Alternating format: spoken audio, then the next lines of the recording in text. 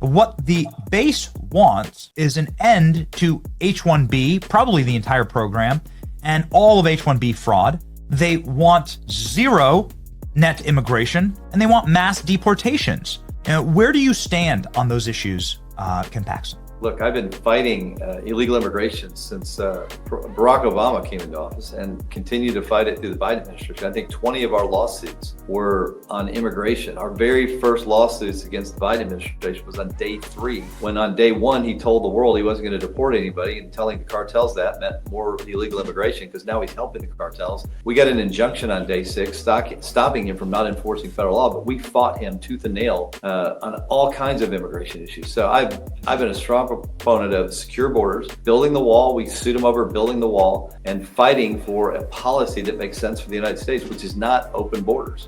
This is something, obviously, that is going to come to a head as young people feel like they've just been completely boxed out of the American dream. And all of the available data, sir, represents that. Now, I know that there's been buku building in Texas. And I know that in Texas, actually, it's one of the better places to move your family because there is still affordable housing, places where you can get started. Even though housing, obviously, prices have gone up dramatically around the country, in spite of the enormous amount of growth in Texas, these are some of the fastest growing and fastest building cities in all of America. We'd love to see that happen. We'd love to see 10 million new homes get built for Americans, because the difference between now and buying a home in the 1980s, and I hear this in my timeline all the time, right? Like, you don't know how hard it was in the 1980s. Well, listen, there's 200 million more Americans now. There's not even nearly enough homes for them. Plus, you're competing against BlackRock, Vanguard, hedge funds, private equity, foreign buyers, and criminal aliens, along with H-1Bs in order to get homes. And that's taking the American dream